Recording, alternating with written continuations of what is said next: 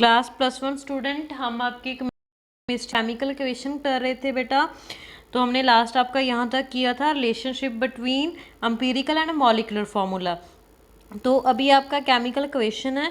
तो बच्चे आपको पता ही होगा जो आपकी केमिस्ट्री है उसमें जो केमिकल इक्वेशन होता है वो मेन होता है। सभी केमिकल से हम इक्वेशंस को फॉर्म करते हैं।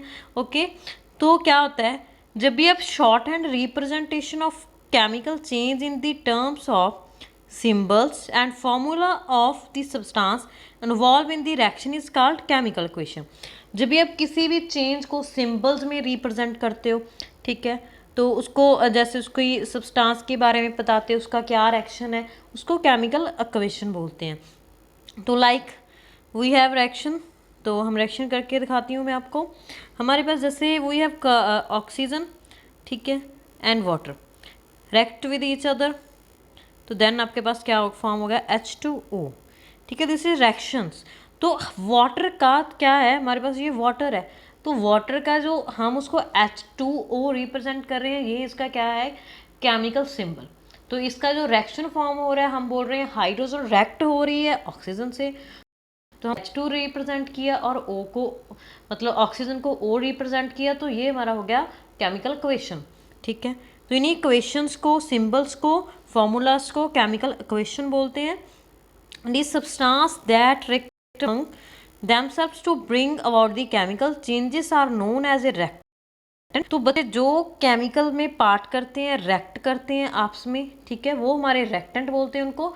जो हमारे पास प्रोड्यूस होता है उसको प्रोडक्ट बोलते हैं। केमिकल चेंज से क्या प्रोड्यूस हो रहा है उसको प्रोडक्ट बोलते हैं हमारे।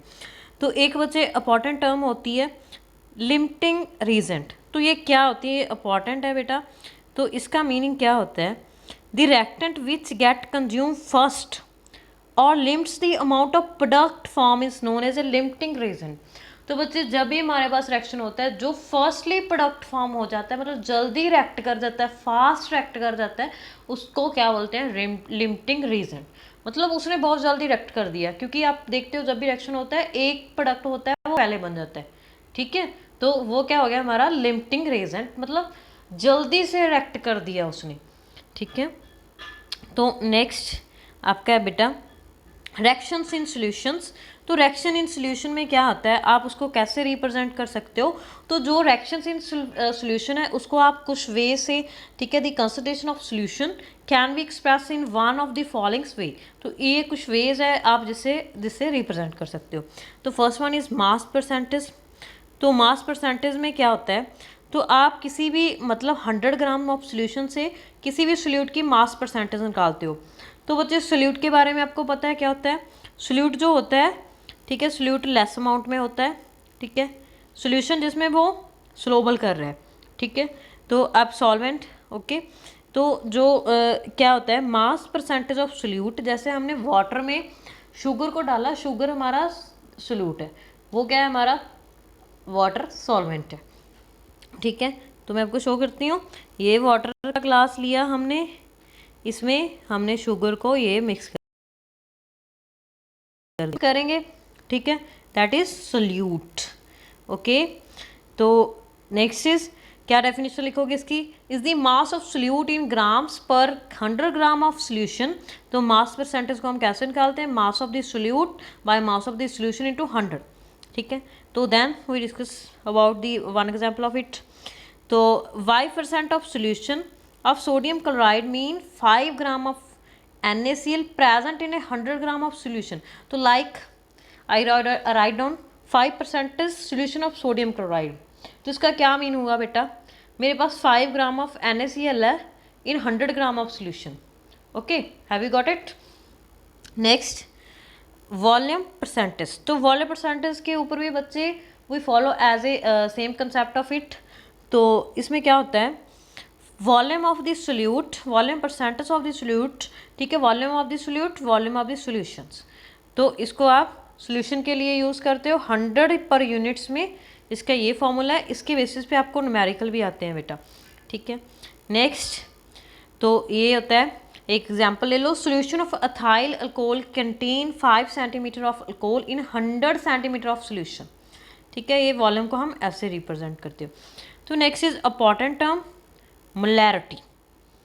तो मोलैरिटी जो वर्ड होता है बेटा वो मोल से रिलेटेड होता है, मोल दैट इज मोलैरिटी, ठीक है। Of the solution is define the number of moles, तो ये नंबर ऑफ मोल्स को डिफाइन करती है मोलैरिटी जो हमारी टर्म है, ठीक है। तो मोल्स ऑफ सॉल्यूट डिजॉल्व पर लीटर ऑफ द सॉल्यूशन, तो मोल्स कितने डिजॉल्व हो रहे हैं हमारे पर लीटर सॉल्यूशन में, ये मोलैरिटी उसको डिफाइन करती है हमारे 100 ग्राम में कितना सॉल्यूट डिजॉल्व हो रहा है। तो it's is it denoted by the symbol M, तो हम इसको एम सिंबल से डोनेट करते हैं, बड़ी एम से, ठीक है, कैपिटल एम से डिनोट करोगे बेटा उसको। Measurement can change with the change in temperature because solution suspended और कॉन्ट्रैक्ट अकॉर्डिंगली। तो बच्चे इसको आप ऐसे रिप्रेजेंट करते हो। तो मोलैरिटी जो होती है, मोलैरिटी ऑफ सॉल्यूशन का फॉर्मूला ये है बेटा, number of moles of the solute by V, तो वी किसी चीज़ की वॉल्यूम होती है, is equal to M, okay. तो the solution of the molarity of solution can also express in the terms of mass and molar mass, तो आप इसको मास एंड मोलर मास की टर्म में भी रिप्रेजेंट कर सकते हो। तो इसे ऐसे रिप्रेजेंट करोगे, molarity of solution is equal to mass of the solute by molar mass of solute into volume of the solution in litre. In terms of weight, तो आप इसको वेट की टर्म्स में ऐसे रिप्रेजेंट कर सकते हो, मोलैरिटी, ठीक है, योर वेट, ठीक है, ये फॉर्मूला सिंपल ये लर्न कर लो, ठीक है, W M into V, mass into volume, ठीक है। तो नेक्स्ट इज मोलैरिटी इक्वेशन, तो मोलैरिटी की क्या इक्वेशन होती है, to calculate the number of definite volume required to prepare solution of other molarity following equation is used।